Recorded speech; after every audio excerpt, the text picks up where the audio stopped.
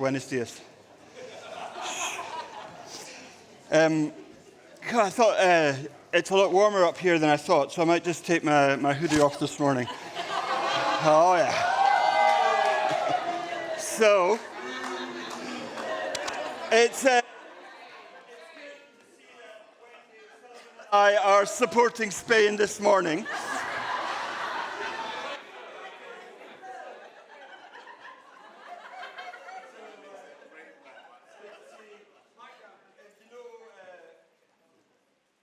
Wendy, good, I'll say that again, Buenos dias. If you know Wendy, you know she is the spiritual temperature of the church, and as she's wearing Spanish top, we know what is happening later. Good stuff.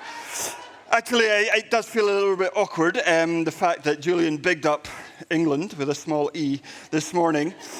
But as I think about it, awkward things seem to happen quite a lot to me. And things that I find really awkward. I don't know if you've been in a shop and you don't buy anything and you go to leave and you go to leave security and you're just petrified, aren't you? The alarm's going to go off and you know you've not touched anything, and I always feel that really awkward moment as I go to leave. Or another one, when it's someone's birthday or it's your birthday and they want to sing happy birthday to you, and I kind of have an existential crisis. I just stand there, I don't know what to do. Not everyone's like that. My niece Hannah, it's her birthday today, and she would love it if it was her birthday and everyone was singing. While for me, I'm just dying inside. That feels incredibly awkward. Or there was a really awkward moment a few Christmases ago. Claire and I were watching TV with the kids and the dogs. We were all watching TV, and a really awkward scene came on the TV. You can imagine what was going. And no one's trying to make eye contact with anyone. And what was worse, my mum was in the room as well. No, because it got worse. My gran was in the room, and she giggled her way through the awkward scene. It was so awkward. Now, I'm telling you about awkward things because actually the passage we're coming to today makes me feel really awkward. So we're going to have a look at this passage. We're going to look at it in the new Spanish version. And, sorry, I'll try not to, okay, stop fanning my head, is that right? Okay. Viva la España. Okay. It's quite a good message for us today, actually, especially come 10 o'clock tonight. It's Philippians 4:11 says, "For I have learned to be content, whatever the circumstances." So later on tonight, remember this message. In verse 12, he says again, "I have learned the secret of being content in any and every situation." Now, to be honest, it is quite awkward when I read those verses because I feel really uncomfortable. One reason is we live in a society that's just permeated by a spirit of discontentment. A society that has billion-dollar industries dedicated to making us feel discontent. I read this quote, "Contentment is the result of a limited imagination." I think that's just a mind-blowing quote. Contentment is the result of a limited imagination. You see, our society now sees contentment as a limitation, as a negative, rather than something we should value. And yet, in saying that, it's easy for me to blame society. But if I'm honest, I face discontentment in my heart, in my mind on a daily basis. Yes, it'd be easy for me to blame society, but in preparing for this talk, I've been reading a book that was written in the 17th century, and it's called The Rare Jewel of Christian Contentment. And it was written at the time of the plague. And the author then, in the 17th century, is speaking about the pressure of society. How society then, in the 17th century, created a sense of discontentment. So as I think about these words by Paul, the real awkwardness is nothing really to do with society, it's to do with my own heart. Mi corazón, if you want the Spanish for that. You know, there are things that just clamor for my attention in society. Things others have. Things I see in adverts. Things I think I need. Things I think I ought to want. All things that somehow just rob me of any sense of that mysterious dimension to which the Apostle Paul is referring to here. Contentment. Now, just for some context, the reason that the Apostle Paul is writing these words, verse 8, I've learned to be content whatever the circumstances, is because he just received a gift of some money. About 10 years earlier to when this was written, Paul had been in the city in northern Greece called Philippi, which we can see on the map here. And it's about 800 miles from Rome where Paul is writing this letter. And so when Paul was in Philippi, he's teaching about Jesus to a group of people who later become followers of Christ. And a church is started there. And one of the early converts was a wealthy lady called Lydia. And tradition says she became one of the first converts in all of Europe. But now 10 years have passed, and Paul is in Rome under house arrest. Now, my understanding of Roman incarceration is that the government would give you just enough to keep you alive.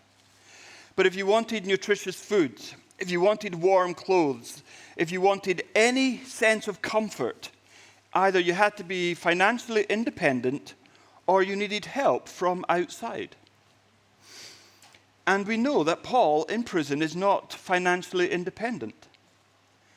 And he's there in prison, and one day his door opens, or cell opens, and in walks Epaphroditus, a member of the Philippian church.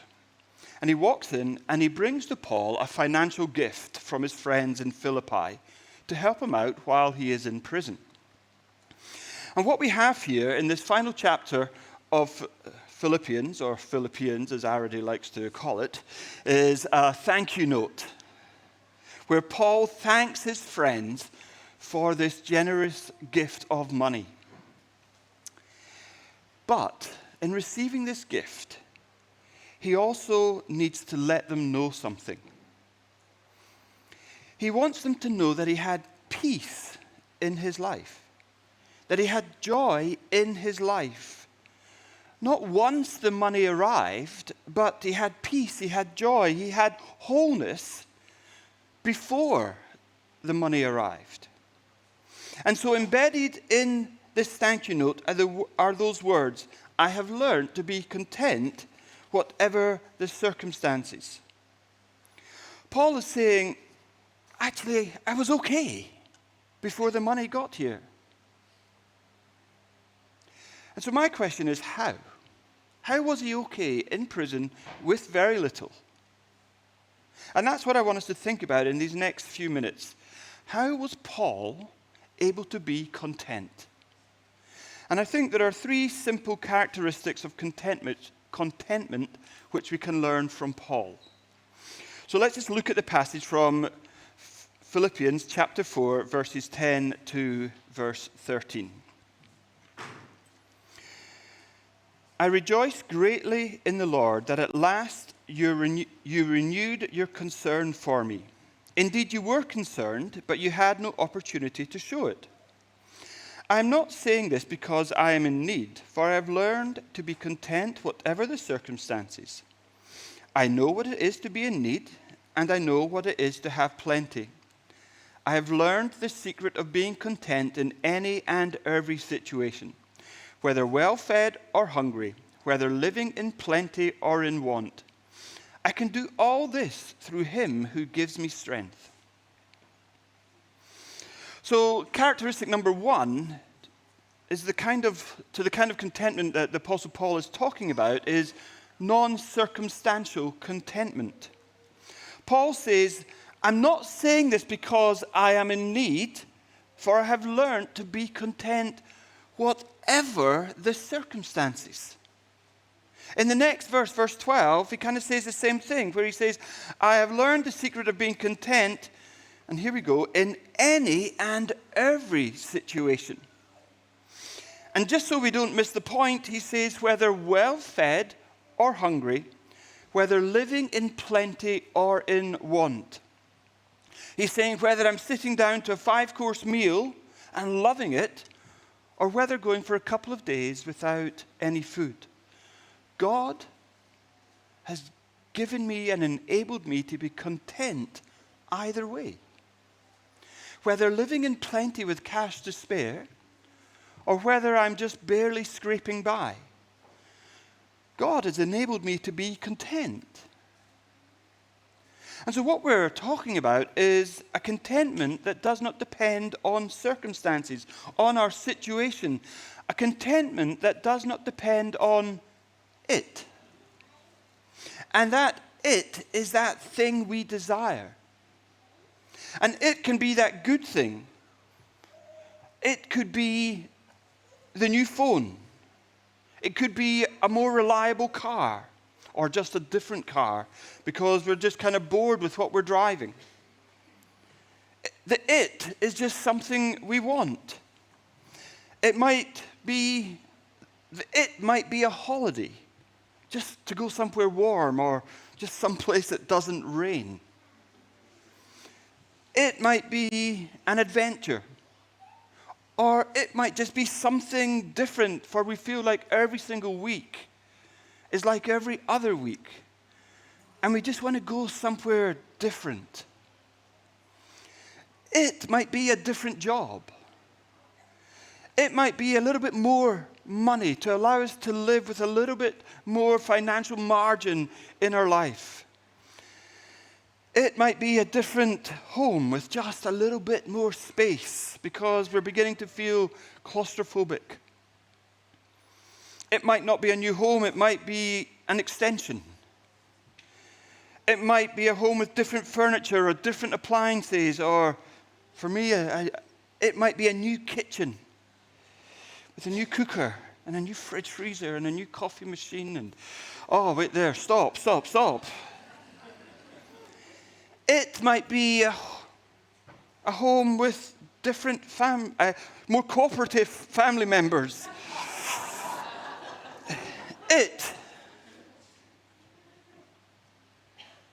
is that thing we desire, that thing we want. And the it in itself is not necessarily a bad thing. It could be a good thing. But it is that thing we want, that thing we desire. And so when we talk about non-circumstantial contentment, where Paul says, I've learned to be content whatever the circumstances, I've learned the secret of being content in any and every situation, what he is saying is this. Yes, we're able to say, I desire it. It would be nice. I might save up and buy it. But I don't need it to be whole. I don't need it to live my best life. And my head kind of explodes a little bit. I don't quite get it. I might want it. And that's okay. And I might be really, really, really disappointed if I don't get it. And that's okay. Why? Because I'm going to be okay without it. And so Paul talks about a non-circumstantial contentment. He says, I've learned the secret of being content in every and any situation. And I can hear you going, yeah, Pete, that's the Apostle Paul. I mean, Saint Paul. And surely contentment just comes easily to him. And I go, yeah, really? We sure? Let's see what he says. Verse 11. For I have learned to be content, whatever the circumstances. And it's a learned skill. That's what he's saying. That's our second point. Contentment is a learned skill. Sometimes I think we want to achieve some of these Christian virtues a bit like Neo. how he learned kung fu in the Matrix. He just sat back and he had the kung fu instruction manual downloaded into his brain, and billabang, billabosh, I know kung fu. And you know what? He knew kung fu. But it's not automatic, Paul says. He learns to be content. Instead of being like Neo, I think we're more like Po from Kung Fu Panda. Everything was against him from being a kung fu master. And it certainly did not come automatically to him. But he learned it. He practiced it. He worked hard at it. And I'm sure the Apostle Paul failed at it again and again. But he kept on trying. He learned to be content. Just like we learn to ride a bike, or we learn to play the guitar, or we learn Spanish, or we learn to play some simple pieces on the piano. I don't just mean chopsticks, I mean something else. So we also learn contentment. For I have, what does he say? I have learned to be content. It doesn't sound automatic. Look at what he says in verse 12. I know what it is to be in need. I know what it is to have plenty. I have learned the secret of being content in any and every situation, whether I'm well fed or whether I'm hungry, whether I'm living in plenty or living in want. In other words, Paul's life experiences were such that he had known what it was to be warm and well fed. But he knew what it was to be cold and naked. And in those experiences, he had learned contentment. If you remember, I mentioned Lydia, the woman who was converted 10 years earlier when Paul visited Philippi. Well, we're told in Acts 16 that Lydia is a wealthy woman who had a nice house. She had her own business, and she becomes a follower of Christ. And on her conversion, her response was to the apostles, the disciples, guys, why don't you come and visit my house? And I can picture Paul going to Lydia's house, and because she's wealthy, it's a nice house. Maybe it has matching towels. Maybe it's got different types of soap.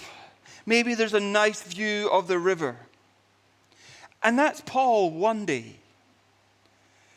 But on another day, he's got no house. He's got no towels, and he's got no soap. He has a tree, a riverbank, and an old sleeping bag. And maybe he's thinking, man, Lydia's house was so nice. I hate it here. I just wish I was there. And you know what? He's maybe thinking to himself, that thing over there, that's not really the issue. If I focus on the it, then my life is just going to be like a roller coaster. I'm either going to be constantly intoxicated by it, or I'm going to be overwhelmed by the absence of it. Either way, I'm going to be neutralized. I'll never be able to serve Christ because on the one hand, I'm so enamored by it with all this stuff that I can't live without it. Or when I'm over here under this tree, I'll be so ticked off, so annoyed, so upset, so bitter that I don't have it, that I won't be able to get up and serve the Lord. However his internal dialogue went,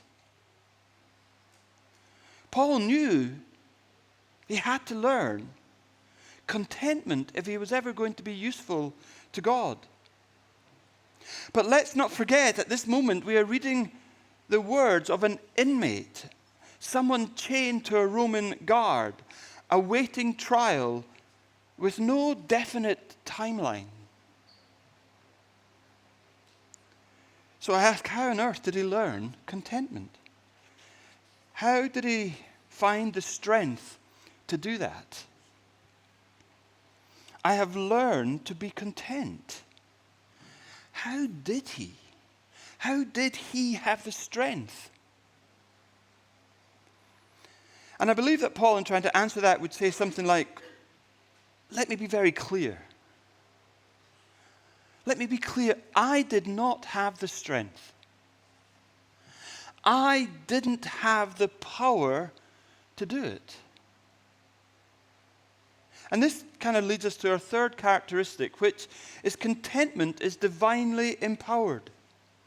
And this is where I think it's a bit of a paradox. He's saying we need to learn it, but it is not done by us. It is created in us. For contentment is not the product of a series of actions, but it is the product of a renewed and transformed character. Did we get that? It's not the result of a list of actions. It's the result of a renewed and transformed character. And I think this is quite difficult for us to grasp. I mean, we like clear directives for improving in life. The 5 steps to a better body. The 10 steps to perfect parenting. The 1001 keys to the perfect marriage. Part 1. And we do the same with our faith. We want to know how to do it. What are Paul's 5 steps to contentment? But the Christian life isn't like that. For much of the Christian life isn't rooted in what we can do, but it's in what needs to be done to us.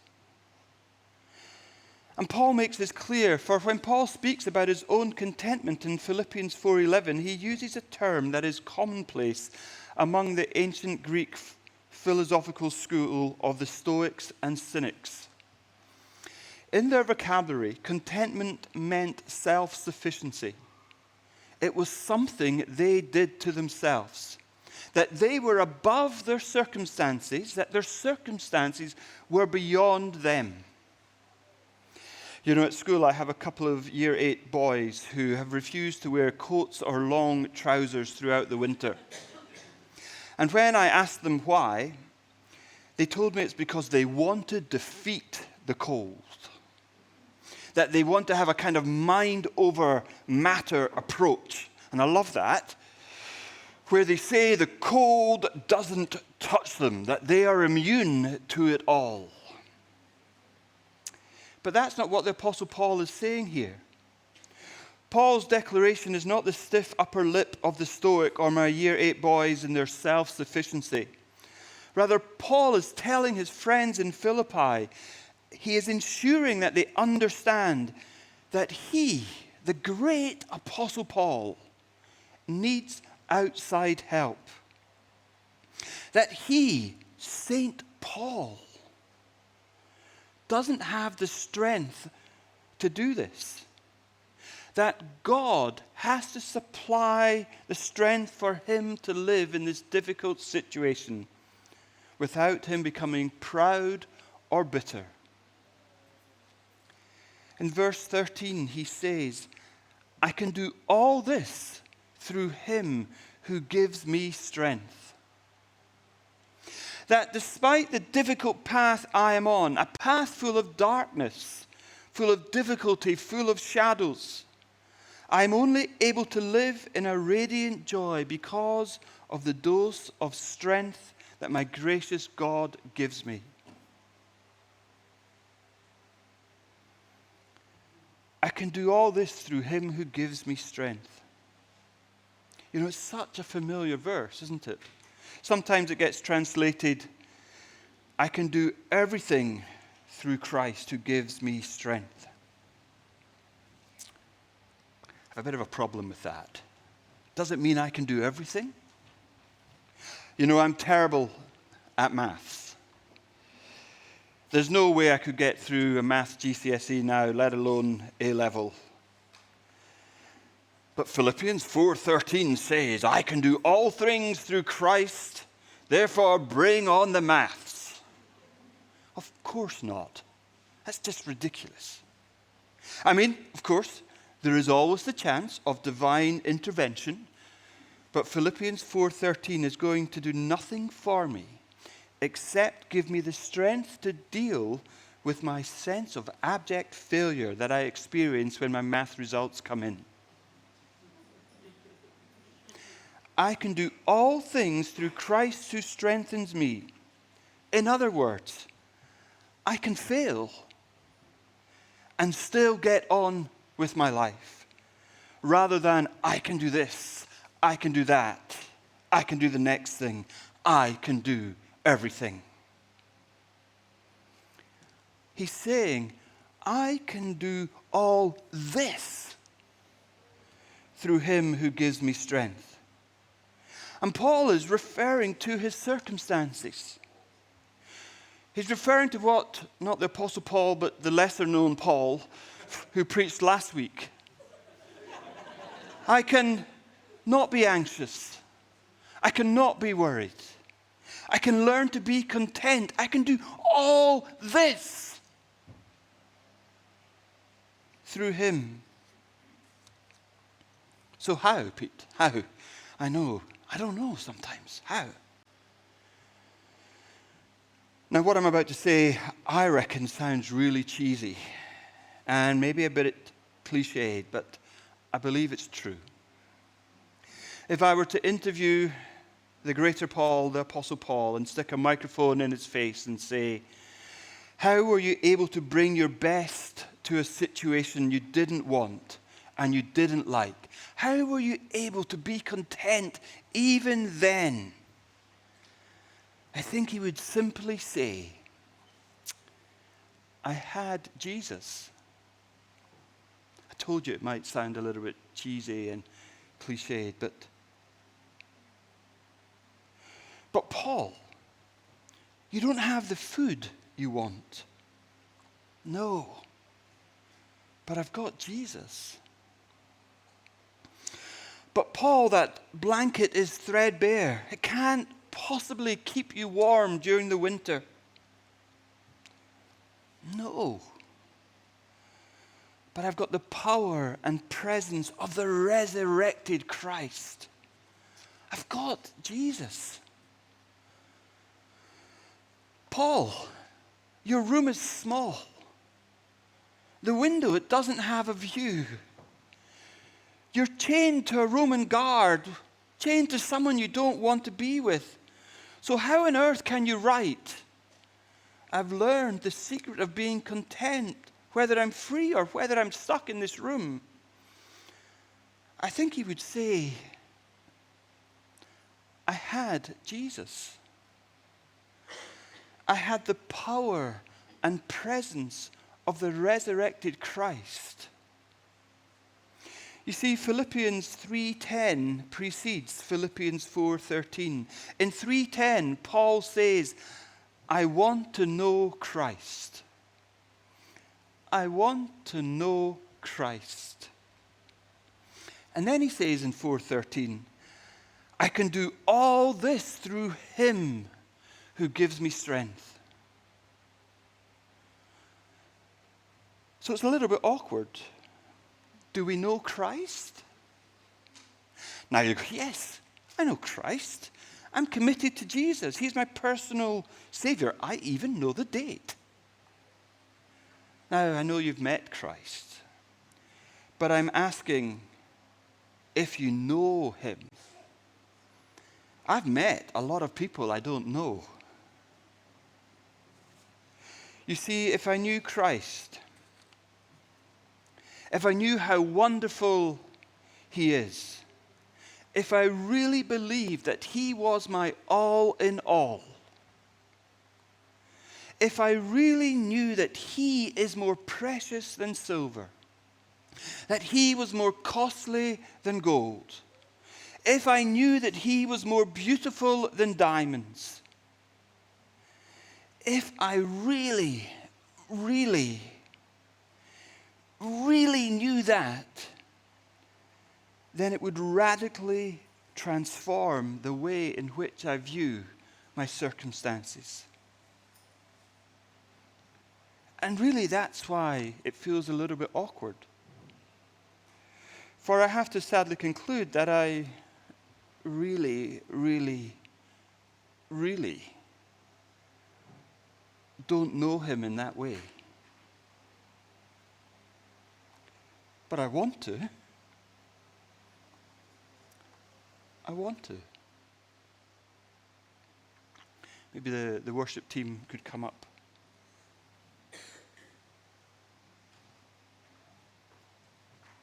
Do you? Do you want to know Christ in that way?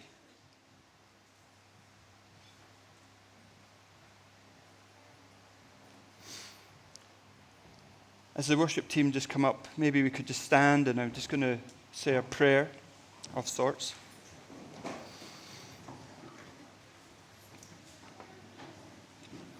Just in the silence, does my life, does your life reflect a heart that is truly content? Does your life, does your heart reflect one that is truly content? Holy Spirit, speak to us in this brief moment of silence.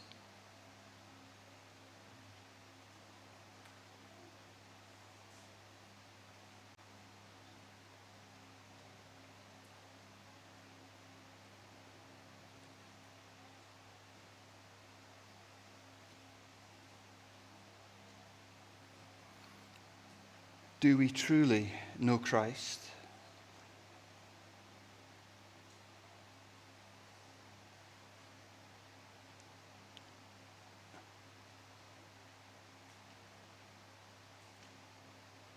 Do we truly know Christ?